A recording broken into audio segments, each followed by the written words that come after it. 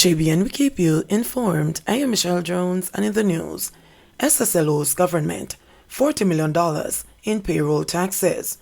Stocks and Securities Limited SSL owes the state $40 million in taxes, some representing deductions from employees' wages, in the latest unraveling of the internal affairs of the 50-year-old investment and brokerage firm at the center of a multi-million-dollar fraud scandal.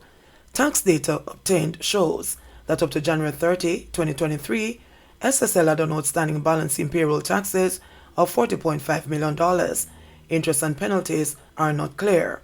The bulk of that amount is $27 million for income tax deductions. Additionally, $5 million is outstanding for education tax and $3 million in employees' contribution to the training agency, Art and Estate Trust.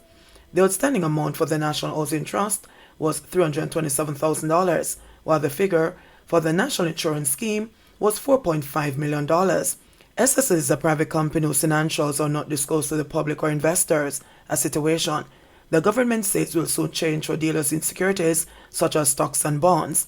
However, some information from SSL's audited financial statement for the year ending June 2022 revealed that SSL accumulated approximately $36 million in general consumption tax and staff-related liabilities. Staff-related liabilities typically refer to deductions from employee salaries that have not been paid to the relevant authorities. The unpaid taxes up to June 2022 were more than 3 times the figure for 2021, which was $11.7 million, according to the audited document. Tax issues are not the only headaches for the SSL. The Jamaica Stock Exchange JC has now disclosed that SSL is in violation of one of the rules under its agreement to be a member or a dealer of the exchange. SSL is currently in breach of a rule which requires it to have and to maintain fidelity insurance, which expired January 22, 2023, the JC said. Fidelity insurance protects the company against the dishonest or illegal behavior of its employees. The JC said the temporary manager has been notified to address the matter, and failing renewal of the policy, the JC will take the necessary actions as contained in the member-dealer agreement. It is not clear what those actions may be. Body of man with stab wounds found inside car in downtown Kingston. The Kingston Western Police are probing the circumstances surrounding the death of a man whose body was found inside a car on Port Royal Street in the capital city on Saturday night. The deceased is of dark complexion, slim build, about 278 centimeters or 5 feet 10 inches tall, and sported a neatly groomed dreadlocks hairstyle, the police said in a statement on Sunday. The body was clad in a grey hooded sweater with Baltimore Ravens written on the front, white jeans, and black Nike branded sneakers. About 11:30 p.m., a police team on patrol in the area was alerted to a Toyota Probox motor car. Upon their arrival, the body was seen inside the trunk of the vehicle with multiple stab wounds. The scene was processed and the body removed to the morgue. Investigators from the Denham Town Criminal Investigations Branch are leading the probe. Anyone with information that may be able to assist the police in their investigation is asked to contact the Denham Town CIB at 876-948-6443, Police 119 emergency number, or Crime Stop at 311. Police identify man killed in shootout linked to NCB ABM robbery. The police have released the identity of the man killed in a shootout with cops who were responding to the alleged robbery of a National Commercial Bank ABM on Saturday in Westmoreland. That is 51-year-old Dave Anthony McKenzie, a mechanic of Hibiscus Avenue in Highgate, St. Mary. The police say a Glock pistol with a magazine containing 4 rounds of ammunition was seized. The matter was reported to the Independent Commission of Investigations Indicom and the Inspectorate of Professional Standards and Oversight Bureau IPROBE of the Jamaica Constabulary Force. The shooting took place along the Londilo Main Road about 3:50 a.m. Parish Commander, Senior Superintendent of Police Wayne Josephs, reported on Saturday that police intercepted the alleged robbers who were trying to escape. This is the 3rd incident in recent weeks involving money dispensing machines.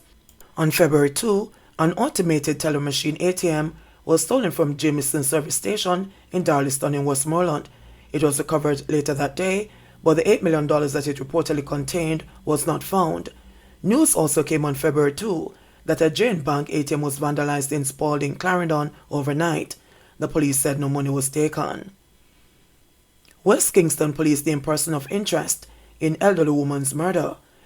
The Kingston Western Police have named a person of interest in connection with Friday night's killing of an elderly woman in the division. 65-year-old Barbara Walters, a resident of Slapping Road, Kingston, was killed as she stood at her gate. The police have named a man known as Hard as a person of interest in connection with the killing. The police say they're asking Hard to turn himself in by 6 p.m. Sunday, February 12. It was reported that around 10:15 p.m., residents heard gunshots and later found the now deceased lying on the ground at her gate, suffering from a gunshot wound. She was rushed to the nearby Kingston Public Hospital, where she was pronounced dead. 17-year-old student gunned down in Rema, cops named person of interest. A 17-year-old student was shot dead by gunmen in an area known as Top Hill in Wilton Gardens, more popularly known as Rema, Kingston 12, on Friday night. He has been identified as Jamore Mackenzie from Racecourse Lane in Denham Town in the parish. Police have since named a man known as Price Wright as a person of interest in connection with the killing. Police said about 9:15 p.m., residents of Top Skim heard gunshots. Mackenzie was later found on the side of the road, suffering from gunshot wounds. He was taken to the Kingston Public Hospital, where he was pronounced dead. The police are asking Price Wright to report to them by 6 p.m. Sunday. Body found with feet bound in St. Elizabeth. The police are probing the murder of a man whose body was found with the feet bound in Mount Osborne near Leeds on the Santa Cruz to Malvern Main Road on Friday. According to the police, about 5:30 a.m., the body was seen with the feet and neck bound on the main road. The police did not say if the body had any visible wounds, and the man's identity is not known at this time. The body was removed to the morgue and investigations are ongoing. Mechanic charged for robbing and killing businessman in Manchester. A 22-year-old mechanic from Clarendon has been charged with the last year's murder of supermarket owner Jinsen He in Porus, Manchester. He is AJ Fraser from Denby Crescent in Clarendon. He has also been charged with robbery with aggravation and illegal possession of firearm. Weeks after the December 9 incident, the police indicated that they had charged 4 men for gun-related offences arising from the case, but they did not release the names because other investigations were ongoing. Reports from the Manchester police are that about 7:30 p.m. on December 9, Fraser was with a group of men who robbed Zinghe, otherwise called Leo. After taking an undetermined sum of money, they shot dead the 39-year-old businessman who was a co-owner of the supermarket in the southern Manchester town. They also fired wildly as they exited the building. A resident of Porus, Alfonso Cohen, who hailed from the Berrydale community, was killed during the incident. Police reported last year a series of robberies in the parish's southern belt. Man charged in $2 million drug seizure released on bail. A man who's facing charges relating to a $2 million drug bust last December has been released on bail. Dwayne Dorr, 33, was offered bail last week on humanitarian grounds because of severe medical complications, according to his attorney Odin Marston. He was ordered to report to the police 3 times per week.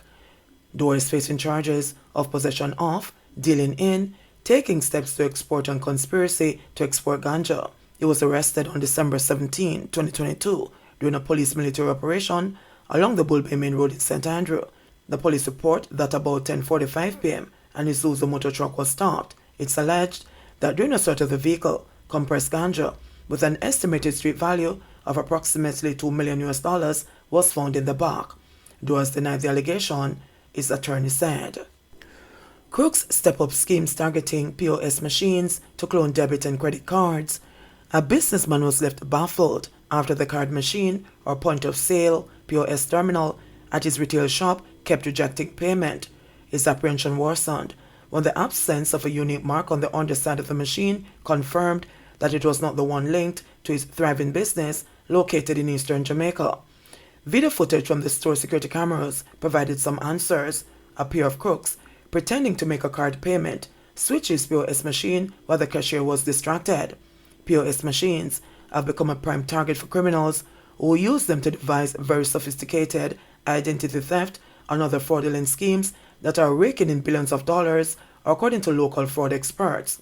The Jamaica Bankers Association, JBA, says more than 60 machines were reported stolen from merchants last year, including 15 in the past month.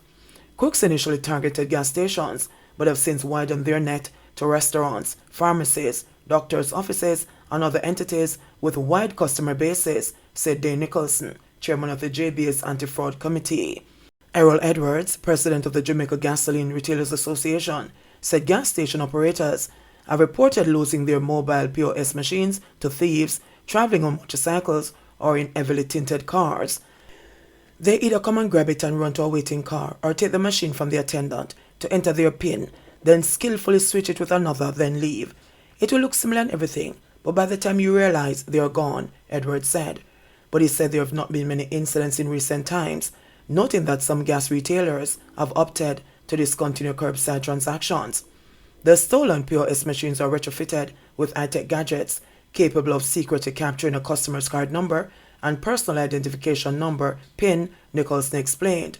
Through collusion with employees or trickery, including switching the comprised POS machines, ends up at a business establishment, usually one with a large customer base. At least 6 cashiers were arrested and charged island-wide in the last quarter of last year for their alleged roles in several identity theft schemes involving POS machines, while others are under investigation, Nicholson disclosed. So how it works is that you go somewhere to make a purchase, and the cashier gives you a machine. You swipe your card and enter your PIN. Then they tell you that the machine is not working and that they'll have to use another machine, he explained. The second machine is usually the one that generally belongs to the entity, and the transaction will then go through. But by that time, your information is already captured in the first machine.